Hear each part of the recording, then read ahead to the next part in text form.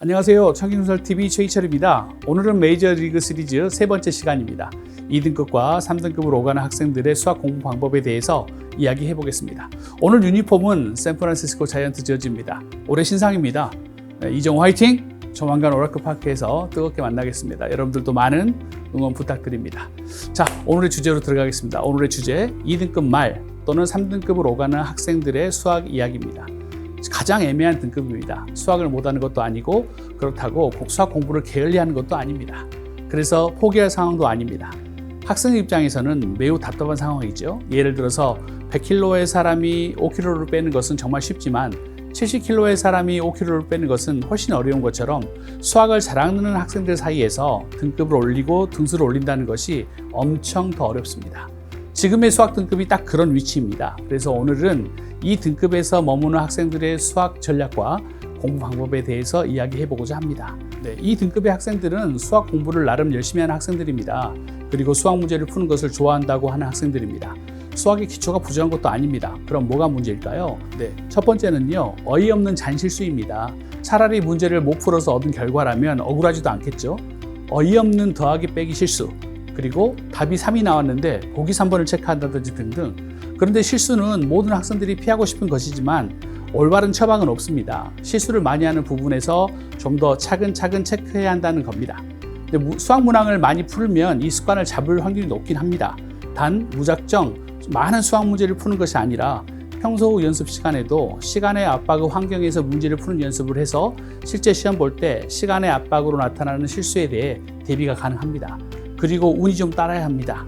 고등학교 내신 수학 시험에서 시간 내에 지검토를 하는 것은 거의 불가능합니다. 한번 풀 때 제대로 풀어야 합니다.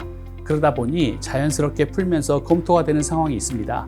예를 들면 어떤 문제에서 삼각형의 넓이가 S라고 했을 때 7S의 제곱을 구하라고 하면 이 문제를 많이 풀어본 학생들은 넓이가 루트로 나오겠구나 또는 분모가 7이겠구나 라는 생각 속에 문제를 풀다 보면 그렇게 답이 나올 겁니다.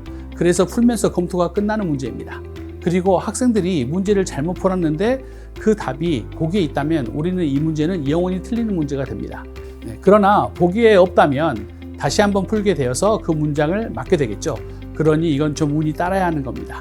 또한 이 레벨에 있는 친구들의 특징은요, 시험이 끝나고 난 후 다 풀 수 있는 문제였다고 합니다.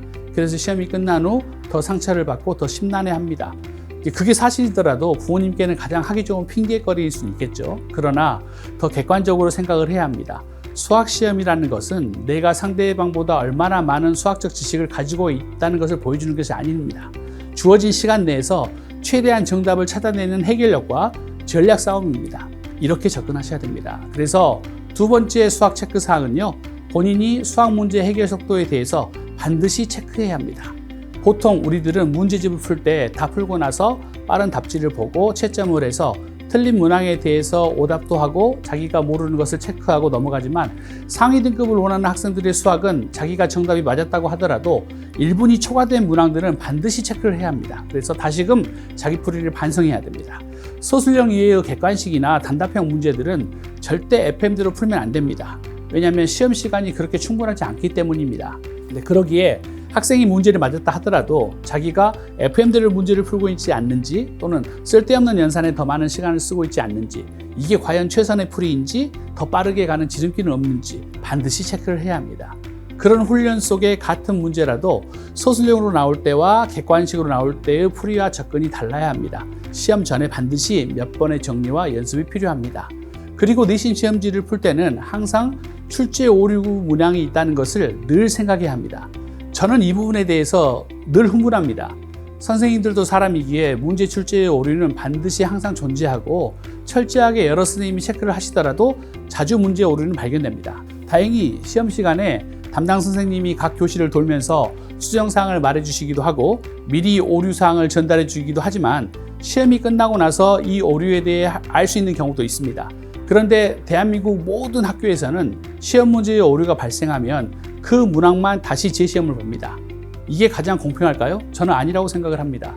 이 문항 오류로 발생되는 결과는 너무나 불공평합니다. 어떤 학생들은 이 오류 문항을 풀다가 답이 안 나오면 바로 별표 체크하고 그냥 넘어가서 다른 문제를 열심히 풀기도 하지만 상위권 중 어떤 학생들은 이게 왜 안 풀리지 하면서 고득점 문항도 아닌데 안 풀릴 수가 없는데 라고 생각하고 본인의 실수로 생각해서 계속해서 그 문제에 시간을 쓴다는 겁니다. 결국 뒤에 문제들이나 서술형 문제를 풀 수 있는 시간 자체를 다 써버리는 것이죠. 어떤 수학생들은 문제 해결이 안 되었을 때 서둘러 넘어가는 자세도 시험 보는 전략에도 중요한 태도이기에 일부러 어려운 문항을 앞번호에 배치하기도 한다라고 말씀하시지만 그것은 틀린 문항이 아닌 올바르게 출제된 문항일 때 말할 수 있는 것이죠. 그러나 이 한 문장 때문에 그렇죠? 결과는 전혀 달라질 수가 있거든요. 그래서 저는 과감하게 교육부에 제안을 합니다. 학교 시험 출제에 오류가 있으면 오류 숫자만큼 출제 교사의 손가락 한마디 한마디를 작두로 잘라야 한다는 의견을 제시합니다. 아이들이 등급 하나에 대학교 레벨이 달라지고 인생이 달라지는 결과인데 그 출제 오류 문항 하나 때문에 어떤 일부 학생들이 유리하고 불리하고 대학이 바뀌는데 그만큼의 책임은 필요하지 않을까요? 그게 아니라면 제 시험도 그 문항만 보는 것이 아니라 다시 20문항 전체를 새롭게 봐야 하는 게 그게 공평한 겁니다. 제 시험을 보는 이유는 좀 더 공정하고 공평하게 하려는 의도인데 그 하나의 문장 때문에 뒷문항을 풀 시간을 놓쳐버리는 학생들의 결과는 누가 책임을 지는 겁니까? 그러니까 출제 오류에 대한 재시험은 반드시 그 한 문항이 아닌 20문제 전체를 다시 봐야 한다는 것이 제 생각입니다. 그게 더 공평하고 공정한 결과가 아닐까요? 네, 그다음에 세 번째, 서술형 문항에 대한 확률을 높이셔야 합니다. 이 파트는 제가 두 번째 번외편에서도 언급을 했습니다. 이 레벨에 있는 학생들은 객관식 문항이나 단답식 문항을 해결을 못해서 등급이 결정되는 것이 아니라 결국 서술형 문항에 대한 해결이 문제입니다. 이것만 해결이 되면 바로 1등급에 진입을 하지만 이걸 해결하지 못하면 현 등급 유지나 바로 아래 등급의 하락이죠. 해결책은요, 하루에 1시간씩은 킬러 문항에 대한 친숙감을 기르라고 주문합니다. 그럼 학생들의 반응은 쌤, 저는 아직 킬러 문항을 풀기에는 많이 부족한데요. 저는 개념이 부족한 것 같아요. 개념부터 다시 시작해야 할 것 같아요. 학생들은 이렇게 이야기합니다. 그런데요, 교육부 시계는 돌아가고 곧 수능인데 항상 개념. 그럼 저는 다시금 정확하게 학생들에게 전달합니다. 너는 개념이 부족하지 않아. 개념은 이미 충분해. 공식에 대한 이해와 공식을 유도할 수 있다고 하는 게 개념의 완성이 아니라 그런 개념들 중 내가 필요한 내용을 연결해서 사용하는 능력, 더 정확하게 이야기하면 연결 능력이 부족한 거야. 그러니 개념 타령을 하지 말고 응용 연결 능력을 길러 하고 조언을 합니다. 자, 학생들에게 자, 이제 우리가 한약방에 간 거야. 한약방에 있는 한약장을 예로 듭니다. 이제 한약 처방전이 도착했어요. 한약은 한 가지 재료가 아닌 여러 재료를 혼합해서 한약이 만들어집니다. 이때 처방전에 감초 몇 그램, 녹용 몇 그램 등등 몇 가지 약재들을 혼합하는데 여러분의 이 한약 한 첩이 만들어지기 위해서 한 손에 이제 처방전을 들고 보겠죠. 감초 몇 그램, 그럼 감초 몇 그램을 서랍 열어서 감초 찾아서 집어넣고 녹용이 필요하면 녹용 몇 그램 꺼내서 무게를 재서 남은 것은 그대로 서랍에 넣어두고 다시 무게를 재겠죠. 이런 절차로 해서 여러 가지 한약재를 모아서 1회분의 한약 재료가 만들어지겠죠. 그런데 이걸 오랫동안 하셨던 분들은 어떻게 되겠죠? 그렇죠? 꼭 서랍을 보지 않고도 그냥 팔만 뻗어서 감초 몇 그램, 녹용 몇 그램. 그렇죠? 직접 눈으로 보지 않고 무게를 재지 않고도 손의 감각으로만 약재의 양과 약재의 위치를 가늠할 수 있죠. 왜 그럴까요? 바로 익숙함입니다.